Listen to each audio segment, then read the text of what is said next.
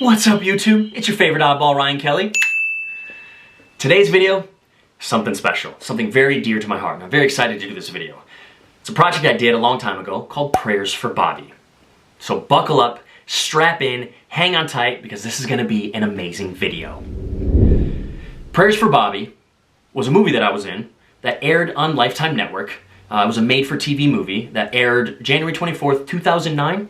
Yeah, it's been a minute. It was based on a true story, sadly, and it's a book that was written by Leroy Aarons about the story of Bobby Griffith in the 1970s, a young gay man struggling with his homosexuality to where he eventually commits suicide because of that. His mother, Mary Griffith, is extremely hard on him, and her homophobia definitely contributes to his suicide. Throughout the film, or not even just the film, the book in real life, she tries to cure him of his disease through religion.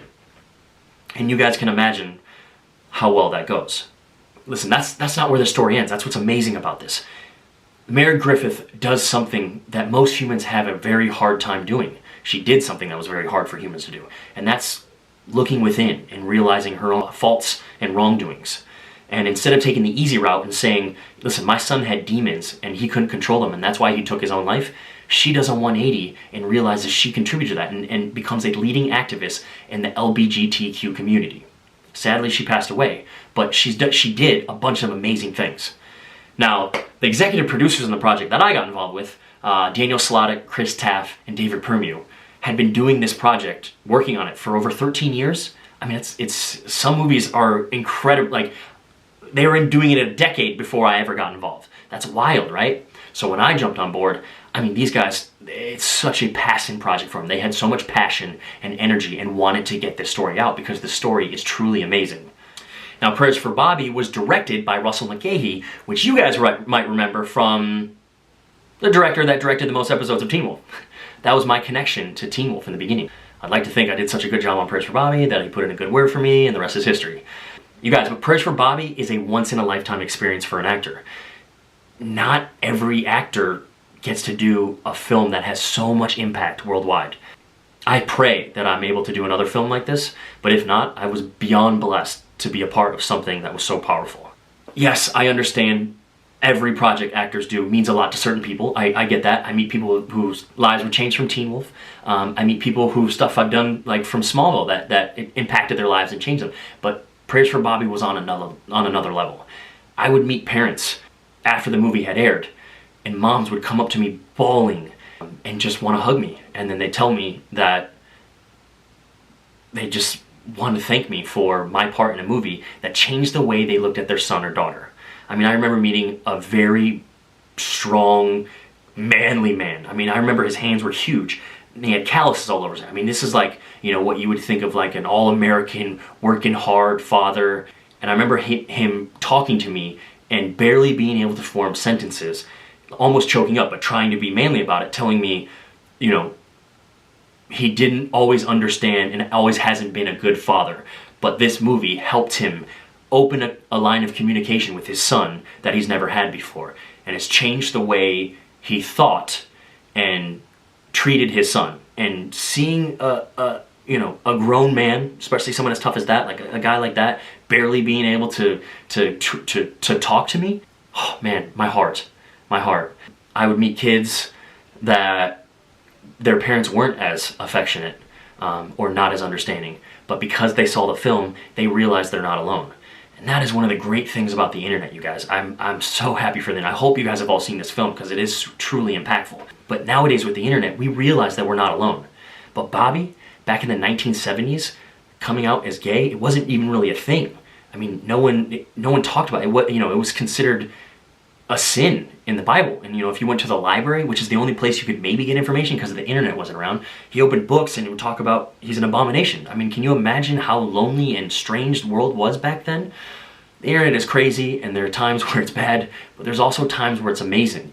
And to be able to let someone know, hey, you're not alone. And now that there's forums, and there's groups, and there's things, and kids that are stuck in a small town can connect to the internet and realize, hey, I'm not wrong. There's nothing wrong with me. Just because these people don't understand me, there's a whole group of people out there that are just like me and are loving, and I can't wait till I can get out of here and go see them.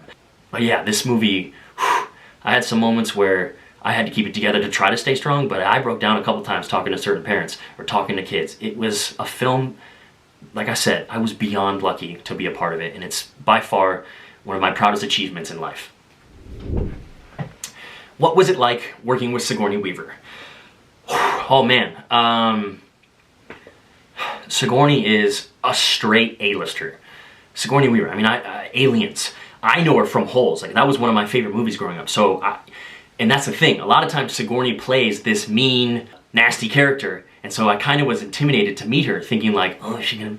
But she's completely opposite. She is amazing. So here's the story. So we shot in Michigan. So when I flew there, she had already been there a little bit for prep, and she asked me to dinner that night at her hotel. I'm thinking, whoa, this is pretty cool. So I go to her hotel, and I knock, and she opens it, and she has this really cute, like, personal table for two set up in her hotel room with dinner, and I see that there's a script there, and she asked me, say, hey, did you happen to bring your script? I felt so stupid. I remember being like, oh my gosh, I just thought she wanted to get to know me. Like, why didn't I, oh my, she's gonna yell at me, oh no. And she was like, oh, don't worry, I had my assistant print you out one, and I highlighted all your stuff. And I was like, okay. So I sat down, had a lovely dinner with her, and then she wanted to go over the entire script with just me and ask my opinion on certain things. And here's the thing, you guys, when you work with someone as powerful as that, what they say goes. It just is how it is. It's just like a boss. Like, they're basically your boss. So if they want me to do my scene upside down, that's what I'm gonna do. I'll be like, I don't really understand why I should be doing cartwheels in this scene, but if that's what you want, sure. Sigourney has that power. She was that important.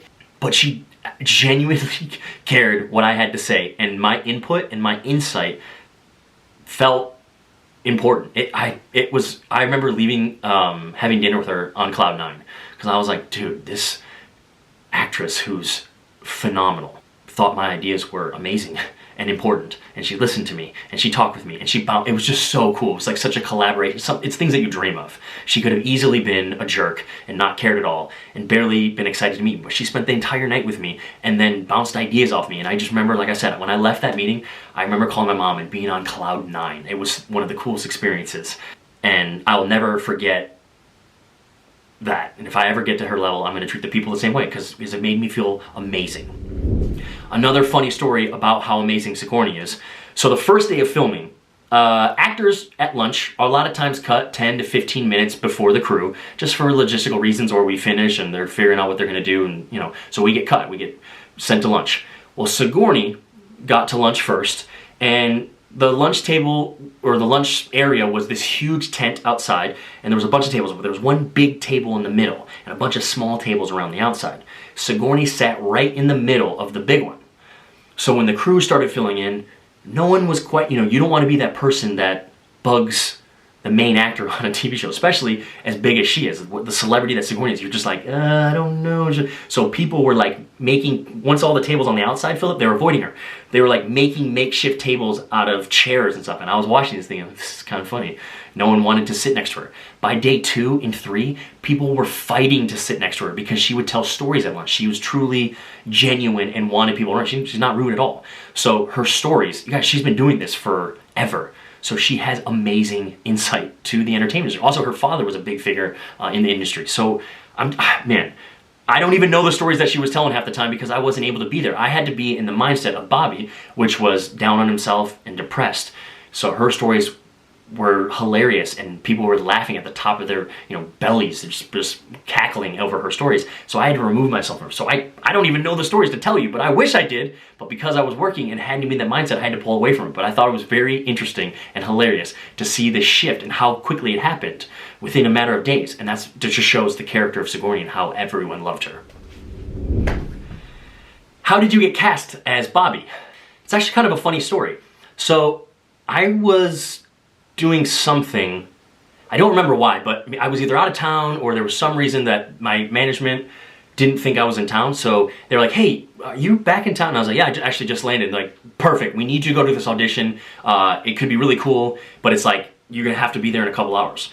So I learned the material as fast as I could. I remember I drove all the way there and I sat in my car outside the audition learning the material.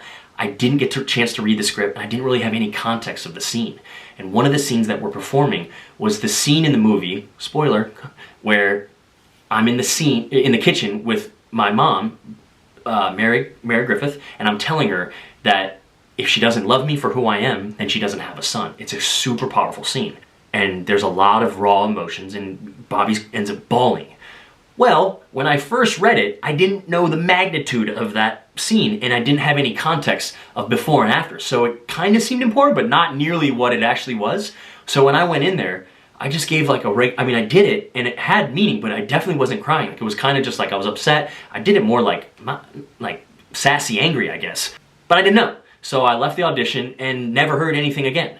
And weeks later, I just had a project on TV air, and it was Law & Order SVU. And it's a very dramatic role. I'm on heroin, strung out, crying, bawling, because a girl that I was in love with was murdered. And the casting directors of Prayers for Bobby saw that and went, this kid's brilliant. They were having trouble finding the kid. They go, this kid's brilliant. He's perfect for why didn't we see him? And I was told that they were like, yeah, he did see him. And they're like, bring up the tape. And they show the tape, and they're like, wait, did anyone give him, because he can clearly act like that, but did he not? What happened? So they called my reps, and they're like, we'd love to see Ryan again, but can you let him know, like, we want him to do it like Law & Order, like, have him read the script. So my manager would call me, like, did you read? I was like, no, I didn't get the chance to read the script. I just got off a plane. And like, okay, read the script, and then they want you back in. So I did, and when I read the script, I immediately was like, oh my gosh, I played that so wrong. Like, I wish they would have told me, they're like, hey, just so you know, it's not as chill as what you're doing. Like, it's a dramatic scene, but I didn't know. So anyways, I went in and I did my thing, I'm really good at drama, so they liked me. But at the time, it was so last minute that they already had a couple people, I think they had one person specifically in mind. And Chris Taff, I guess, saw my tape and was like, oh, well, we gotta see this guy. Let's see him in person. Let's see if it's worth figuring out. So I auditioned for just Chris, one of the producers, and I did my thing again, blew him away. And he told me that he left that room and immediately called Daniel Slottick and was like, he's him. He has to be Bobby. So it's a pretty cool story. I almost missed it by that much, and that was from just, I almost messed it up, I didn't have the right preparation for the first audition. It wasn't necessarily my fault, but still, it's a big learning lesson to know that I try to be always ready for every audition I go forward, because you just never know. You kissed boys in Prayers for Bobby. Are you gay? Well, I also kissed girls in Prayers for Bobby. No, I'm not gay. I'm an actor. I played gay, but listen, if I know there's limitations to actors, I would love if I could play a girl. I would love if I could play an alien. Any role that's amazing and challenging is something I want to do as an actor. I will tell you a funny story about kissing my first guy. So Prayers for Bobby was my first kiss with a guy. And I've said this before, you guys, kissing on camera is not sexy. Not at all. I know it looks romantic sometimes, but it's not. You have 50 people watching you. You have to adjust to the lights, so if you're kissing someone, you have to make your face so you can see, right? It's just not romantic at all. It's awkward. So kissing a guy or kissing a girl is just weird. But my first kiss with a gentleman, I was in my early 20s, I was young. I definitely couldn't grow a beard to save my life. I was baby faced and fresh. And up to that point, not that I was getting a lot of action, but I had kissed a few girls and they're all smooth. So when I went in to kiss this guy, I wasn't nervous, I was ready. It was just an awkward thing, I'm kissing a stranger, whether it's a girl or guy, it doesn't matter to me. I'm just like, oh, you're a stranger, let's do this. Make sure my breath smells good, right? So when I went in, I immediately pulled back and I started laughing. And everyone was worried, like, wait, whoa, can he not do this? And I was laughing uncontrollably because I was tickled. I had never kissed someone with stubble, and the stubble rubbed all over my face and tickled the heck out of me. It was crazy. So I was laughing and I was like, no, wait, I wasn't ready for stubble. I got this now. And everyone was dying laughing, and then we calmed laughs, and then we did it, and I was ready. But it just was something I never even thought of. I wasn't even expecting. Now I'm a professional, bring it on. Whatever you got, I'm ready. What was it like playing a real character, someone that was alive at one point in time? Whew, great question. When you're doing a fictional character or someone that's made up, you kind of get to connect the dots and create your own little universe or character or backstory or things like that, whatever information the director, producer, writers are giving you, but it's still you. You get to add pieces of your own to it. If you're playing a character like Bobby, that's someone that's real, that's someone that's living. You have to kind of embody that. It's a total different experience. And I wanted to make sure that I was conveying the pain and struggles that he was going through every day. It was tough. I met Mary Griffith and some of his family members before she passed away. When we were shooting the film, she was alive. And I was blown away by the strength and conviction of this woman. It would not be easy to talk to a stranger about something as tragic as a son dying. And then on top of that, having her be so open to telling me, she's like, I know I was a part of my son, she was like, I wish more than anything I could go back and I try every day to make up for that. And to, like I said, to talk to me so openly, a stranger, I was amazed. She let me read parts of his journal, especially some of the really dark days, and that gave me some insight of how I wanted to go about showing his struggles. And it was rough. I mean, when I finished the film, it was a decent length of filming it, and it was tough because I had to stay in this. I'm not the type of actor where I can be cheery 1 second and then turn on and be very emotional the next time. I have to kind of stay in that vibe. So throughout filming, I was in a very dark stage. After filming, I would go back by myself and learn my sides for the most part and try to stay in that mode, listen to really depressing, sad music, sometimes go back over what I read in his journal, read the book again, go over the script. I was alone a lot. And on weekends, on my time off, I tried to not have tons of fun. I mean, a little bit, but if I was filming the next day, I didn't want to have too much energy to then carry over. So it was tough. It was a tough filming process for me. So when it was all said and done, there was a huge relief of all this hard work that I put into it. It was not fun filming. It was tough for me, but I was so proud of the end result, and I still am. It's the most, I'll never have a project that I have more pride of. But it was definitely tough playing a person that was real. It changes things a lot. What was your favorite part about filming Prayers for Bobby? Well, when it was all said and done, getting the product out to the people. That was my favorite part. What I got to do after the film was amazing, empowering, magical. Like I said, I met tons of families that just melted my heart. Afterwards, I was able to do some really cool events. I marched in the San Francisco Pride. I did it with an organization, PFLAG, and that's for parents and friends of lesbians and gays. And it's a massive organization that's national, that has over like 400 chapters around the United States. And what they do is they're constantly engaging in advocacy at the local, state, and federal level. It's an amazing organization. I was also able to work with the Trevor Project, which is an American nonprofit organization that's focused on suicide prevention in the LGBTQ+ community, the youth. It's a toll-free number that you can call at any time. It's completely anonymous, and you're connected with a trained counselor. Again, it's an amazing, amazing organization. In fact, you guys, I'm going to put both of their links down below, and I implore you, if you have 5 minutes out of your day, please click and check them out. They've done so good, and they're continuing to do great things, okay? Okay, you guys, if you haven't seen the movie Prayers for Bobby, I hope that you get the chance very soon. The story is amazing. It's truly powerful. It's also some of the best work I've ever done, so I'd love for you to see it. It means the world to me. I have so much pride for that project. Know this, though. If you are going to watch it, make sure you bring some tissues. It's going to pull at your heartstrings, okay? All right, you guys, you know the drill. Show some support by liking this video. Please, please, please, this one means the world to me. Also, comment down below. Let me know if Prayers for Bobby meant something to you. I truly love hearing that. All right, you guys, I'll see you next week. Toodles!